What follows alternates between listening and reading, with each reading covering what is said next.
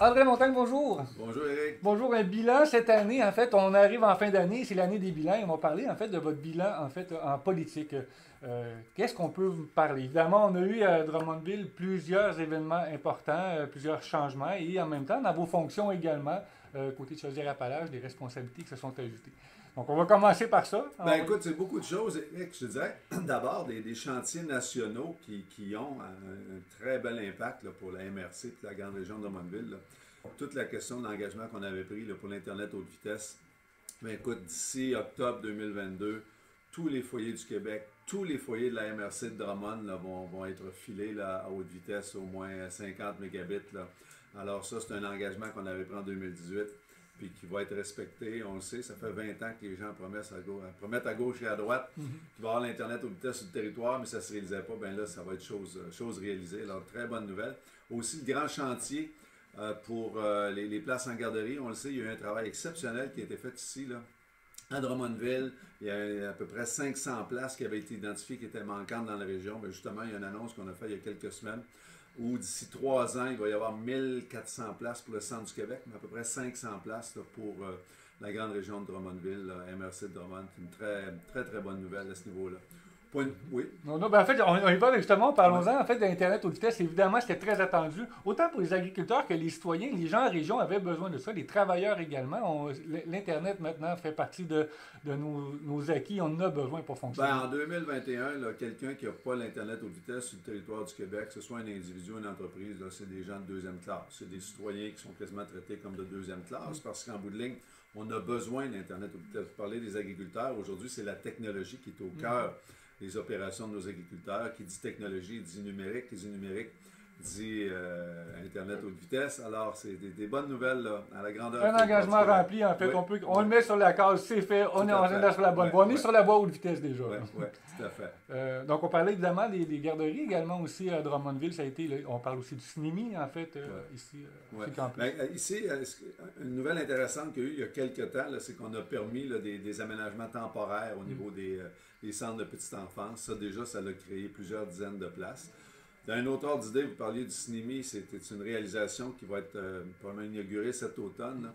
Mais l'apport en compétences, en technologie, en attractivité, si on veut, pour attirer des jeunes ici à Drummondville, puis garder nos jeunes aussi, là, puis l'espèce d'entente ou l'espèce de collaboration qu'il va y avoir entre le milieu de l'éducation puis nos grandes entreprises manufacturières au centre du Québec, là, ça va propulser Drummond là, à des nouvelles réalisations, l'ouverture du CNIMI là, à Drummondville. Donc, ça fait partie des beaux acquis, en fait, d'un bilan positif. En fait, on peut construire sur le bilan, en fait, des choses importantes, des réalisations. La Maison des aînés, Maison des aînés, allons-y, qui est en absolument. construction. Très heureux qu'on puisse avoir une Maison des aînés à Drummondville. Je n'ai pas les dernières nouvelles quant à l'avancée des travaux, là, mais tout est bien aligné. Alors, ça va être une belle nouvelle, nos aînés. C'est une belle nouvelle aussi pour le secteur dans lequel ça va être, parce qu'on le sait, le concept des maisons des aînés, c'est que ça soit dans la circulation pour qu'il puisse y avoir des visites et tout ça là, à proximité. Alors, ça va vraiment amener de la vie, si on veut, là, dans le secteur où ça va être implanté.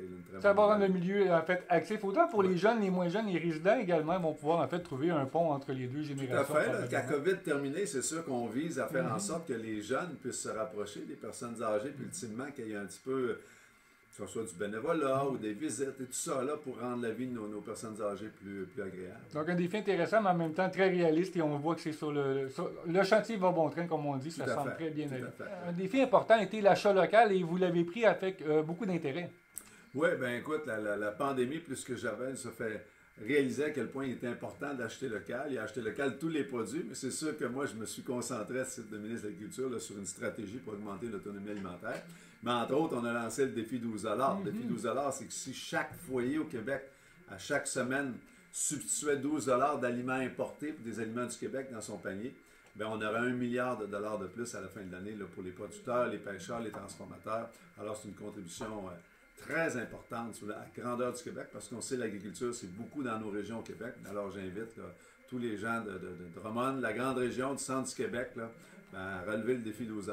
À continuer, parce qu'en fait, on entend les marchands, en fait, ceux qu'on rencontre dans les marchés publics, nous parlent de l'impact déjà de cette annonce-là. Et les gens ont commencé à changer leurs habitudes pour troquer justement certains produits alimentaires, entre autres. Donc, Oui, positivement.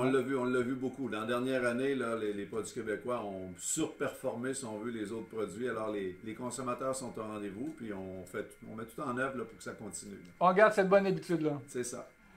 Des dossiers importants, évidemment, Waste Management. C'est un dossier qui est en fait toujours d'actualité. En fait, on est rendu où là-dedans? Qu'est-ce qu'on peut d'ores et déjà annoncer? Ben écoutez, le dossier de Waste Management, moi, depuis que je suis en poste, là, j'ai été élu en 2014, c'est un dossier qui est d'actualité.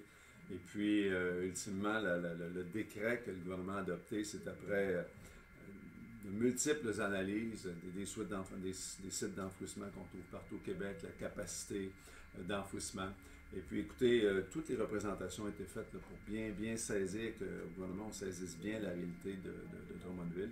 Puis, ultimement, ben, le gouvernement a décrété là, qu'il devait y avoir une extension de la période d'opération du site là, dans un contexte où les déchets doivent aller en quelque part. Là. En effet, sans prendre parti, il faut comprendre en même temps qu'il y a une réalité qui touche autant les citoyens que les entreprises et on doit se défaire de nos déchets. Et je pense qu'en même temps, il faut y aller avec la voie la plus logique et en fait, celle qui en fait, peut permettre une contribution en fait, écologique en même temps et des garanties. En ce moment, il semble que Waste Management semble être le seul à pouvoir offrir ces garanties. Tout à fait, ouais. Si on allait dans d'autres. En fait, pandémie, parlons de pandémie toujours, on s'en sort. C'est un mode de vie maintenant, on parle de pandémie, on sait que c'est là pour rester pour un moment. Par contre, on voit qu'en entreprise également, ça a changé la vie des travailleurs télétravail. Maintenant, on trouve un équilibre dans tout ça. Qu'est-ce qu'on peut. Vers où on va? Ben, le travail va être transformé, Eric, là, parce qu'on voit aujourd'hui là, le retour au travail, c'est pas la fin du télétravail, mais le télétravail qui est un peu comme obligé, et maintenant c'est terminé. Puis on voit que les entreprises s'adaptent, les employés vont être de retour 2 jours, 3 jours, 4 jours par semaine au sein des entreprises, puis ils vont faire le restant de leur travail en télétravail. Alors ça va vraiment avoir bouleversé, si on veut, les habitudes des gens, mais ultimement pour le mieux, là, si tout le monde y trouve son compte, c'est ça qui est l'idéal. Ça permet aux entreprises de faire des pas dans le numérique, en fait, Énormément. Et maintenant, ben, tout le monde en profite, autant les entreprises que les travailleurs. C'est quand même des bons acquis. Oui, ça a fait en sorte qu'en l'espace d'un an, un an et demi, les gens ont fait un bond, les entreprises ont fait un bon point de vue technologique là, peut-être de plusieurs années. Là. Même le gouvernement a fait, dans plusieurs aspects, a fait des bonds assez exceptionnels. Alors, c'est peut-être des bons côtés, si on veut, de cette pandémie-là qui nous afflige là, depuis un an et demi. Là. On parlait d'éducation, évidemment, en fait, aussi des avancées en éducation. Le Drummondville, la MRC, il n'a pas échappé. En fait, des annonces ont été faites dans les derniers mois. Oui, mais en réalité, il y a eu les annonces qu'on avait faites il y a 2 ans, là, un an et demi, puis après ça, ben, il y a les constructions qui sont en cours, des constructions à venir, mais en même temps, la MRC de Drummond se développe de façon assez exceptionnelle. Alors, des constructions en cours, constructions terminées, ben, les députés sont là, puis font des représentations pour appuyer la commission scolaire, appuyer la direction du cégep, là, pour avoir des agrandissements, encore une nouvelle école qu'il faudrait avoir et tout ça. Alors, c'est sans fin, si on veut. Là. Les projets ne manquent pas ici. Hein? C'est ça, tout à fait. Les projets ne manquent pas, Drummond. Donc, André Lamontagne, en fait, on est dans les quelques mois à venir, on parle de bilan, mais maintenant, on se tourne vers la concrétisation de ces projets-là, en fait, des réalisations qui sont déjà en cours. Oui, bien, deux chantiers très importants. L'opération main-d'œuvre qui a été lancée par mon collègue Jean Boulet le 30 novembre dernier. C'est près de 4 milliards de dollars qui ont été investis pour trouver des emplois dans tous les secteurs qui sont jugés essentiels, si on veut. Alors, le gouvernement est mobilisé plus que jamais pour venir, c'est pas combler complètement, si on veut, mais pour venir accompagner cette situation-là de rareté de main-d'œuvre qui touche tous les pans de la société. Et l'autre volet, on en a parlé, c'est tout ce qui touche les services de petite enfance. On sait comment il y a un besoin important dans la MRC de Drummond.